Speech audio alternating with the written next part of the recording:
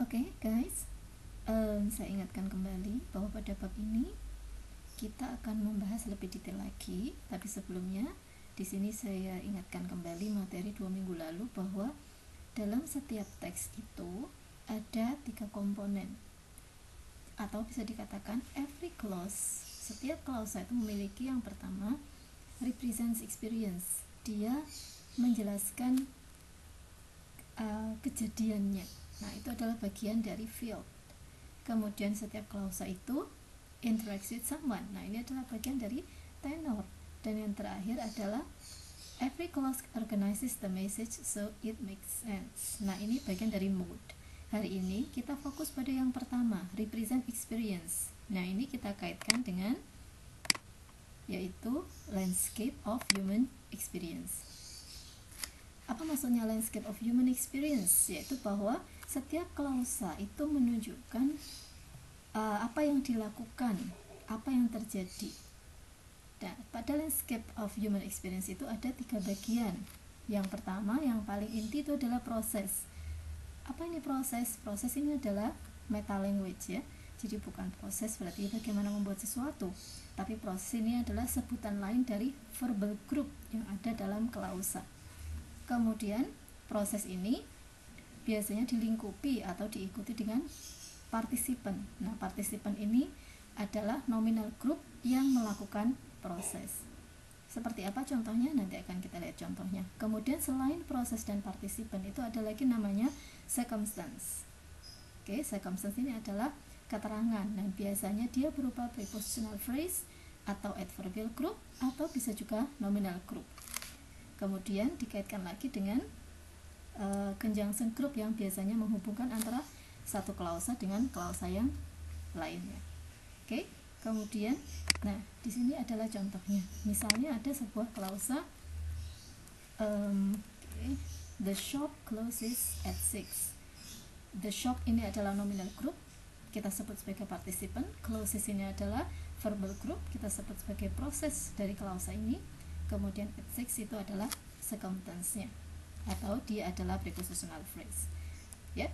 Oke. Dan kemudian contoh-contoh yang lainnya, misalnya dalam satu klausa itu bisa jadi hanya ada prosesnya saja seperti ini, stop. Atau dalam satu klausa itu ada participant and process, the lecturer, participant, draft, process. Atau bisa jadi ada proses participant, process, dan participant. She participant, knows process, my name participant.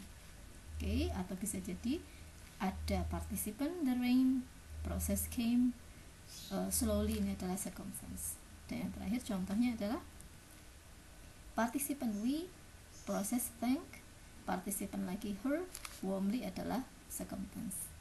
Oke, kemudian ini poin penting lagi, kita hari ini fokus pada processes. Apa saja macam-macam proses atau verbal group dalam klausa? Yang pertama adalah doing verbs.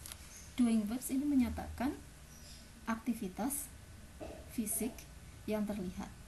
Oke, dan aktivitas fisik yang terlihat itu ada 2, yaitu material dan behavioral. Apa bedanya material dan behavioral? Material ini adalah proses yang terlihat dan dia membutuhkan gerakan fisik yang banyak. Seperti apa? Misalnya walking, kemudian running. Nah, itu semuanya kita sebut sebagai verb material atau proses berupa material proses.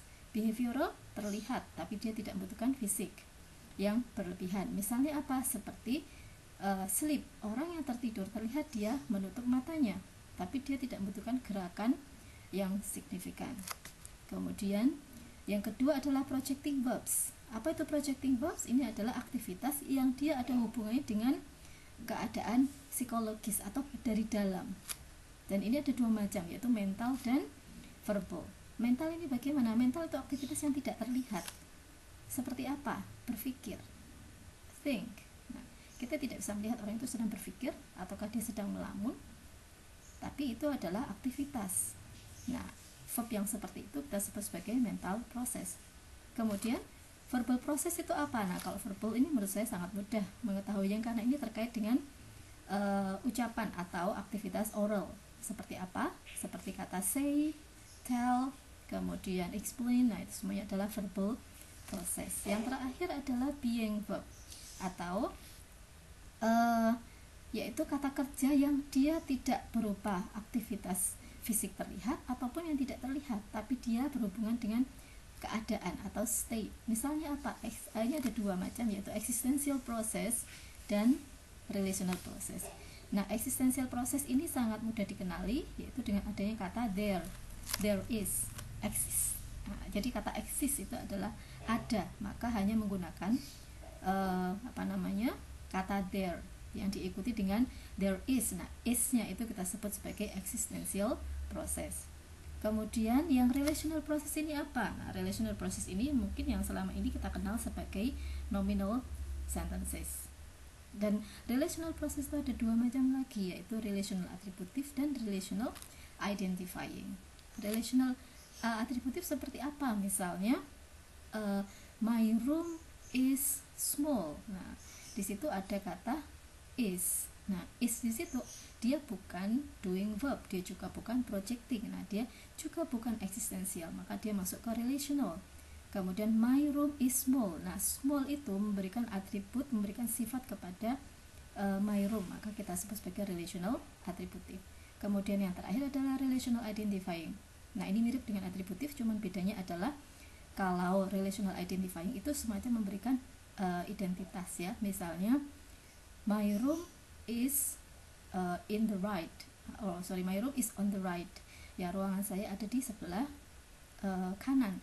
Nah, on the right itu memberikan identifikasi yang mana kamarku.